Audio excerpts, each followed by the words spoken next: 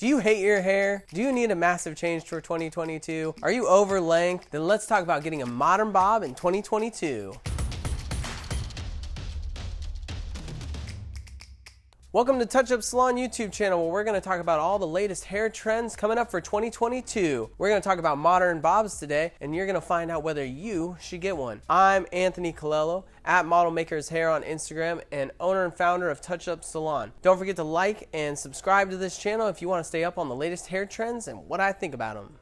What is the modern bob, you ask yourself? AKA the shaggy bob, AKA the French girl bob, AKA the textured bob. Well, let me break it down for you. The modern bob is gonna be, like all bobs, shorter than your shoulders. It's gonna be sitting up there and it's gonna have a lot of texture to it. The key word for 2022 and late 2021 is the texture in the hair. If your hair doesn't have a certain je ne sais quoi, then you probably don't have the right hairstylist for what you're looking for. I wanna see a bob that's piecey, it's got some layering going on, it doesn't have a really steep angle to it. We're not doing Victoria Beckham bobs anymore. Something that's really got a casual coolness to it. So I'm sure you guys have seen on Instagram and TikTok, because I know that I have, a lot of the squared out bobs where it's coming and it's sitting right across somebody's face. And the question is, who can wear this shape? It's really challenging to wear the shape because it's not for all faces. So let me tell you which faces it works best for. So bobs accent part of the face where they hit. So if it hits me in the jawline, that's gonna be the widest point of that haircut. If it hits me in my cheeks, this is gonna be the widest point of my haircut. So if you have certain face shapes, you probably won't be able to wear a bob and have it look totally amazing. And here's those face shapes. First is gonna be the triangle. The reason being is that a chin length bob on a triangle face is just gonna double wide the jawline.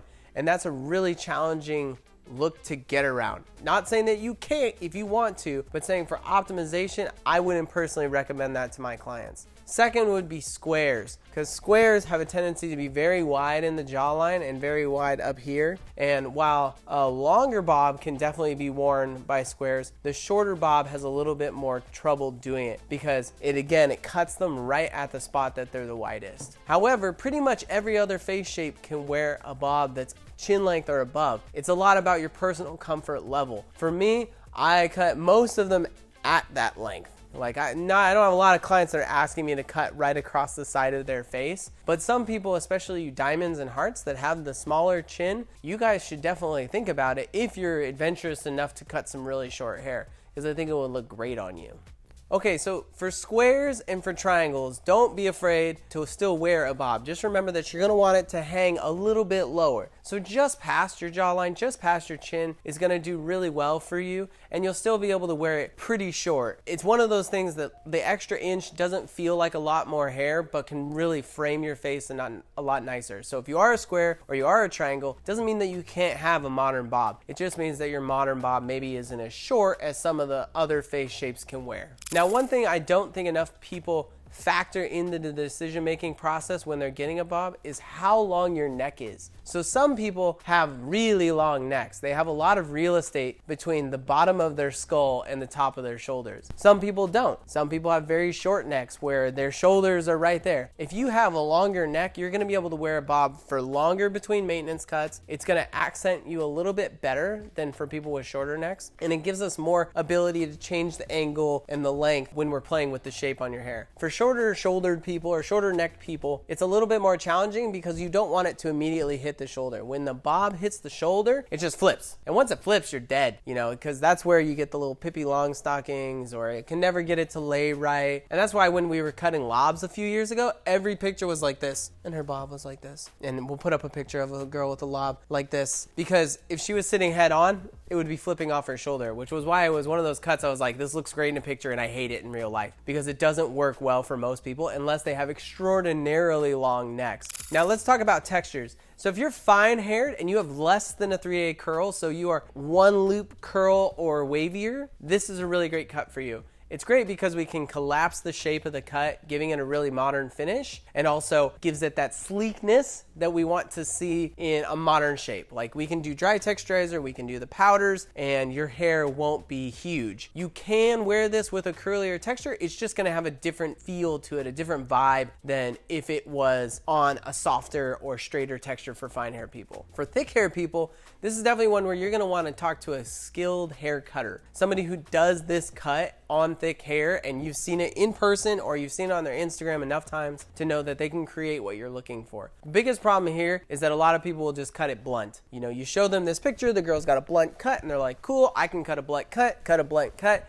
and then all of a sudden you're sitting there, you look like Edna from The Incredibles. You're gonna need somebody who knows how to handle the texturizing scissors or that has texturizing techniques that can lighten it up, understands how to layer thick hair on a shorter basis, you know, and those people, they're definitely specialists that I believe in the industry. Not everyone can do that and really manage it well. Be careful with that when you're choosing your hairstylist if you have thick hair. Same as the fine hair girls, you're gonna wanna look at your actual curl pattern, and for thick hair, I like more of a wave for this rather than curl. If you're thick hair and really curly and you want to wear your hair really short, it can be super challenging. It's just going to get big because that's what short hair likes to do, especially with thick hair. It can get really big. Understand what you're getting yourself into. Find the images that you can share with your stylist that you like, because that's what's so important. I mean, that's what I tell people to do when they hit me up on Instagram and they're like, hey, Anthony, should I get this haircut? It's like, well, one, let me see your face. So if you ever send me a picture, I need to see your face. Don't eye black yourself out where I can't even tell if you have cheekbones or not. And two, I need to see your hair texture. For us, that's the math problem, is I'm trying to figure out with this face shape and this texture and this hairline, can we cut curtain bangs or can we cut a modern bob on somebody? Drop in the comments below if you've gotten this haircut before.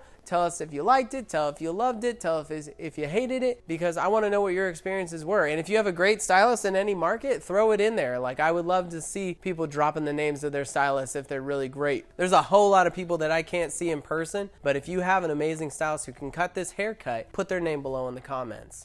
All right, what's my favorite styling techniques for this cut right now? I'm a simple person. I like simple styling. I don't want to spend an hour styling a client's hair because I don't think that most people need it. If the cut's solid and it's on the right texture, it's on the right face, it shouldn't take you more than 20 minutes from wet to get them done. So what we do is we power dry, blast the volume into the hair, have them flip their heads over, add some blow dry primer or other texturizing product, and build some volume up. If they're naturally volumized, we might put something to sleek down their volume a little bit, and we're just gonna get it dry. I'm gonna hit it with a large round brush real quick to smooth the ends, and then I'm gonna go through and I'm either gonna do flat iron curls, which is like curling a ribbon, or large barrel curling iron. I think the large barrel curling iron is the most modern finish, and I'm talking like 1.25 inches, 1.5 inch, big barrel curling irons, and that gives it a really nice beachy vibe to it. It's a great feeling in the hair, and it looks really good on a lot of people's faces. It allows us to build the width, but not build it so wide where it just looks like a pyramid on somebody's head. Okay, here's my warnings. 5 things you need to think about before you get this haircut. Number 1, are you mentally attached to your long hair? If you cut your long hair off, are you going to become shelf unstable? Okay, because that's what I worry about when I'm meeting a client who wants to wail their hair off. 2, your hair is too frizzy. Your texture's out of control. You don't want to do styling. You want to air dry, but your natural texture is just wild. Probably not going to want to cut all your hair off and have the natural texture just be that much more aggressive. 3, you want to go see a rookie stylist. You want to get this done at Great Clips, Super Cuts, somewhere where they got to get you in and get you out. This is not going to be a great haircut for a fast cutting place or somebody without a lot of experience, especially if you have thicker hair textures. You could really end up screwed up. 4, you like to tuck your hair behind your ears, or when it's short, you have to tuck it behind your ears and you don't like your ears. You know, think about that. When you're sitting there and you're working on your computer and you have a bob, you can't pull your hair up because most of the time it's going to be too short to get it all back. You might be able to do a little clip on top, but most of the time what people have to do is they have to tuck their hair behind their ears. And if this hair next to your face, touching your face all day long is going to bother you, which I've grown my hair out, it bothers me, and you don't like your ears, that might be an issue. It's a really weird specific situation, but you people that don't like your ears know what I'm talking about. All right, that's it for me. I hope you got a ton of information about this haircut. Again, drop in your comments below if you have this haircut. Drop any questions you have for me. I will answer every single one that I can. Don't forget to subscribe and like to the channel. And I'm out of here. God bless and peace.